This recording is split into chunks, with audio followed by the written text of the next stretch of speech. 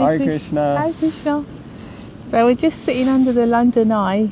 It's a grey overcast day, but tried to get out a little early to do some reading because sick of being stuck indoors. Yeah, we're quite busy as well.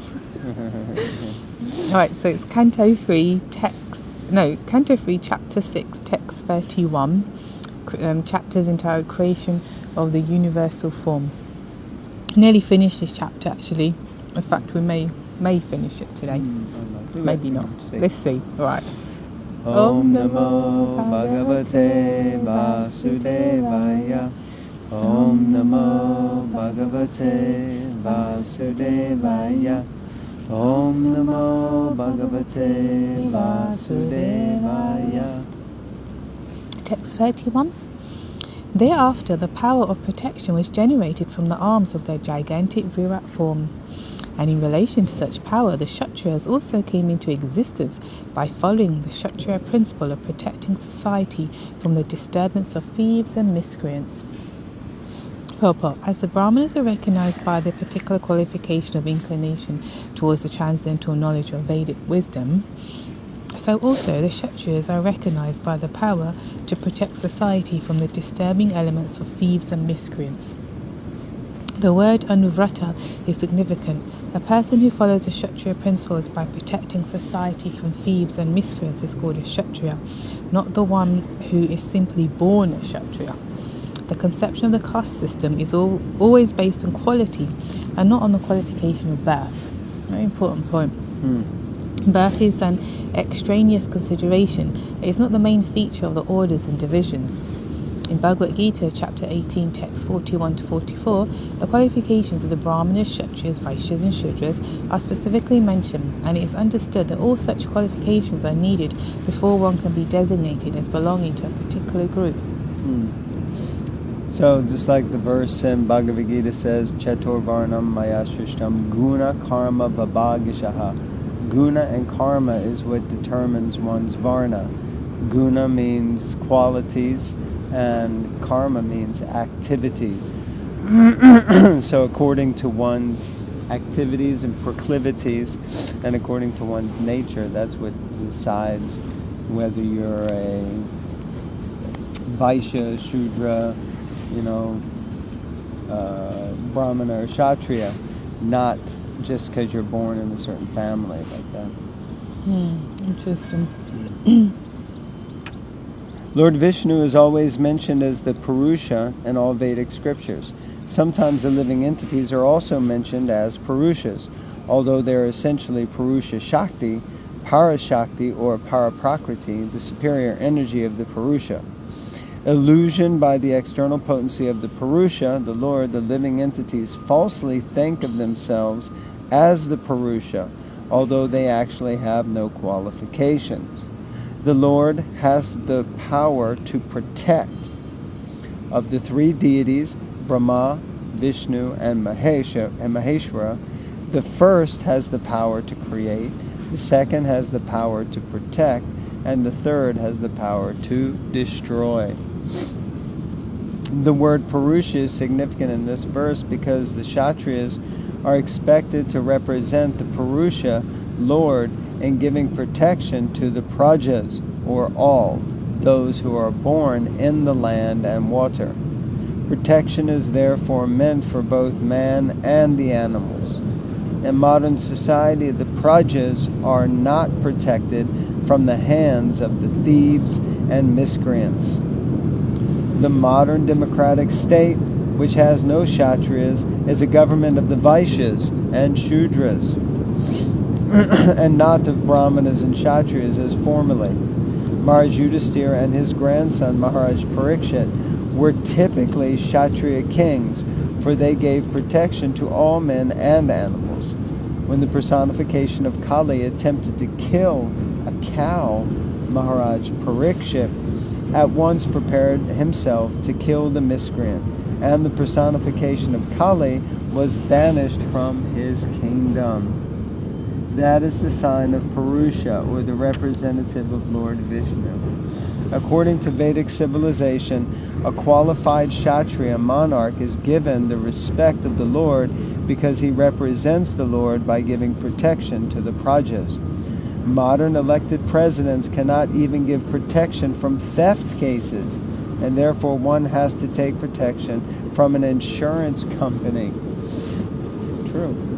The problems of modern human society are due to the lack of qualified Brahmanas and Kshatriyas, and the over-influence of the Vaishyas and Shudras by so-called general franchise. Any thoughts? Comments?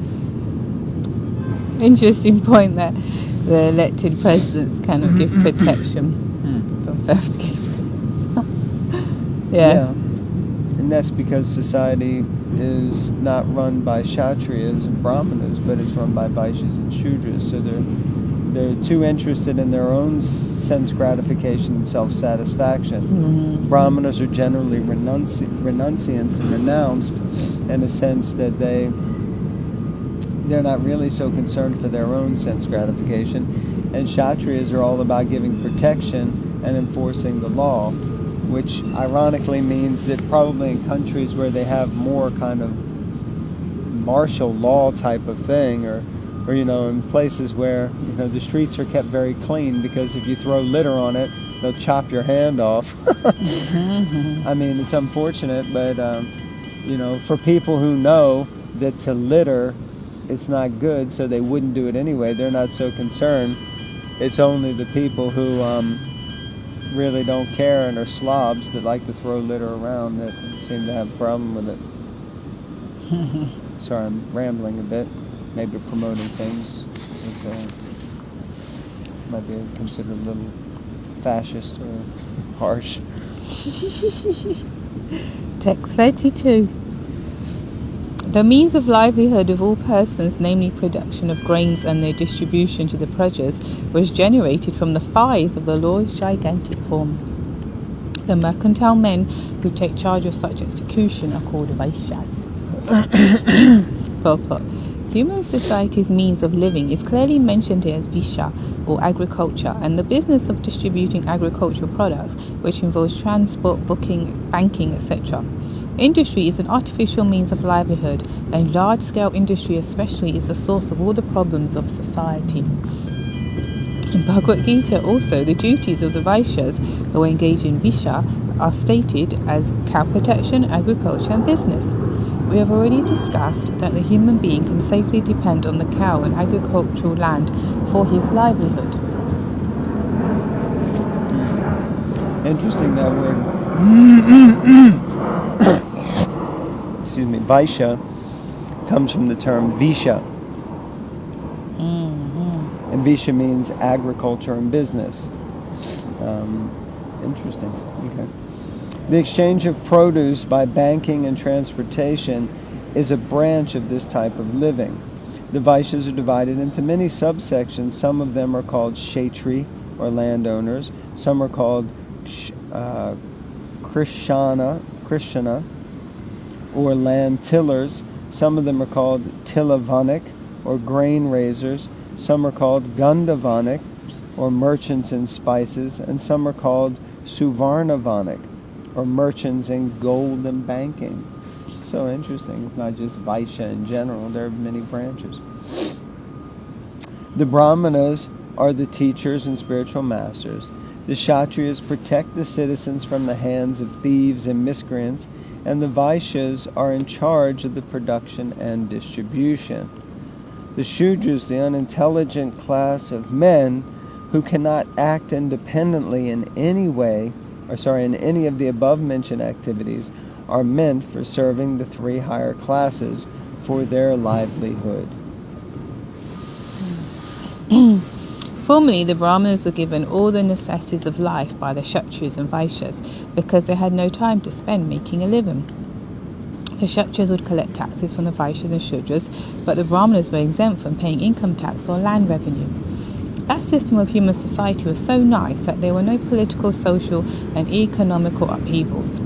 The different castes or Varna classifications are therefore essential for maintaining a peaceful human society.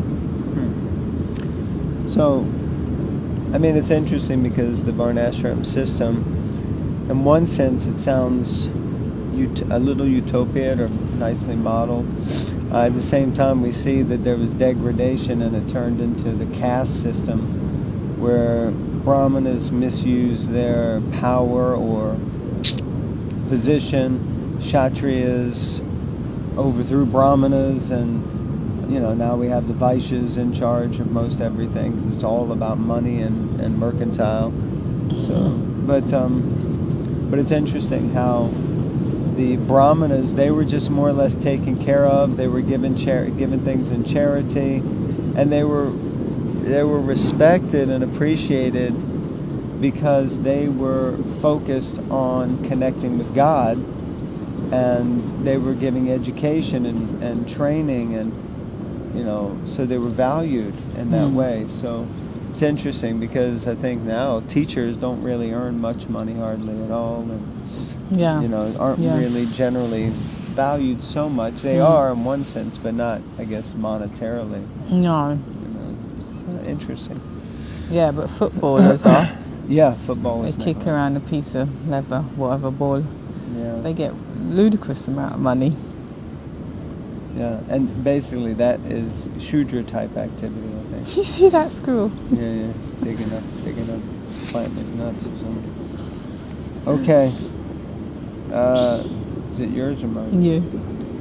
So text 33, right? Or no, it's the last paragraph we didn't read? No, we finished. It's text 33. Text 33. Thereafter, service was manifested from the legs of the personality of Godhead for the sake of perfecting the religious function, situated on the legs of the Shudras, who satisfy the Lord by service. Purport. Service is the real constitutional occupation of all living entities. The living entities are meant to render service to the Lord, and they can attain religious perfection by this service attitude. One cannot attain religious perfection simply by speculating to attain theoretical knowledge. The Gyani division of spiritualists go on speculating only to distinguish the soul from matter, but they have no information of the activities of the soul after being liberated by knowledge. It is said that persons who only mentally speculate to know things as they are and who do not engage in the transcendental loving service of the Lord are simply wasting their time. So speculation is waste of time. It's clearly said here that the principle of service was generated from the legs of the Lord for the sake of perfecting the religious process. But this transcendental service is different from the idea of service in the material world. In the material world, no one wants to be a servant. Everyone wants to become the master because false mastership is the basic disease of the conditioned soul. Wow, false mastership is the basic disease of the conditioned soul. Nice. The conditioned soul in the material world wants to lord it over others. Illusioned by the external energy of the Lord, he is forced to become a servant of the material world. That is the real position of the conditioned soul. The last snare of the illusionary external energy of the conditioned soul. The last snare of the illusionary external energy is the conception of becoming one with the Lord. Remember we heard that yesterday, right? Yeah. The last snare of Maya is to want to become one with the Lord. And due to this conception, the illusion soul remains in the bondage of material energy, falsely thinking himself a liberated soul and as good as Narayan. I'd like to meet people. I've never met people like that. I'd have quite an interesting conversation with them because I think it's ludicrous. Well, I mean, in one sense, it's a very popular understanding. Yeah. You just don't seem to associate with people who follow that practice. But yeah, we become one with God. That we are God. Ultimately, we merge back into God. It's not an uncommon thing. And as Prabhupada said, it's excuse me, especially rampant in India, but also in the West amongst lots of pseudo-spiritualists. It is actually better to be a Shudra than to be a Brahmana and not develop the service attitude, because the attitude alone satisfies the Lord. Interesting, this point we were hearing recently. It's all about attitude, and Prabhupada says that in his, I think, preface to the Nectar of Instruction, that Spiritual advancement is dependent on the attitude of the practitioner. Every living being, even if he be a Brahmana by qualification, must take to the transcendental service of the Lord. Both Bhagavad Gita and Bhagavatam support that this service attitude is the perfection of the living entity. A Brahmana, Kshatriya, Vaishya, or Shudra can perfect his occupational duties only by rendering service unto the Lord. A Brahmana is supposed to know this fact due to his perfection in Vedic wisdom. The other sections are supposed to follow the direction of the Brahmana, Vaishnava, one who is a Brahmana by qualification and a Vaishnava by action. That will make the entire society perfect in regard to the order of its social construction. A disordered society cannot satisfy either the members of the society or the Lord.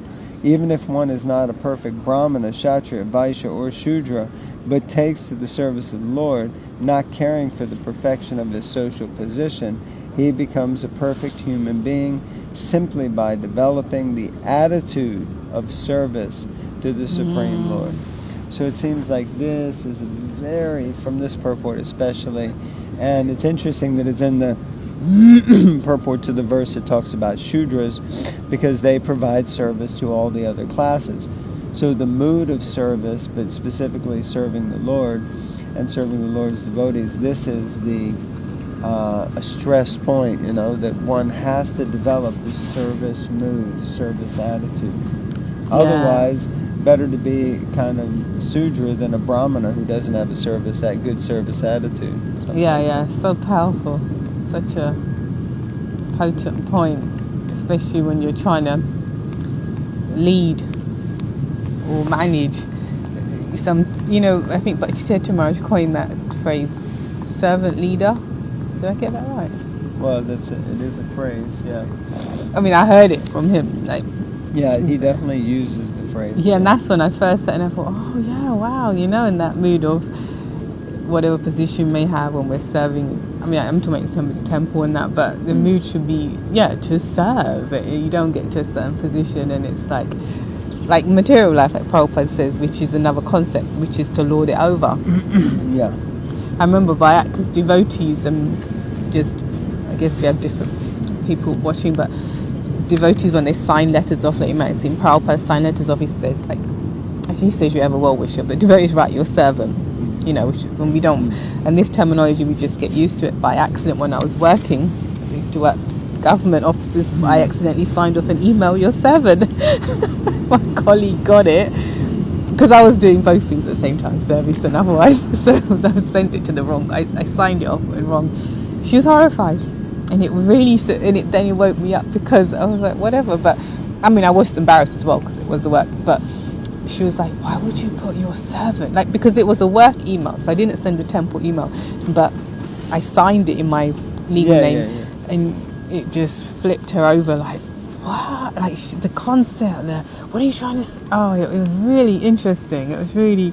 Yeah, because people are very much, it's like your servant means like slavery. And slavery she was really...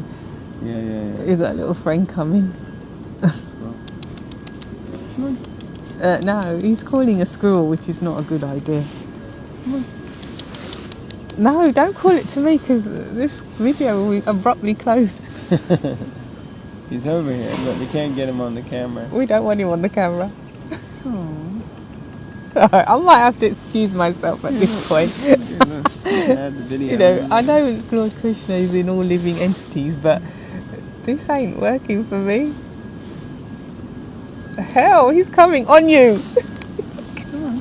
Sorry, excuse my language for anyone that just heard me. It's a large killer squirrel. It's about 6 foot tall. Okay, we're gonna go now. Yeah, on that point. See y'all later.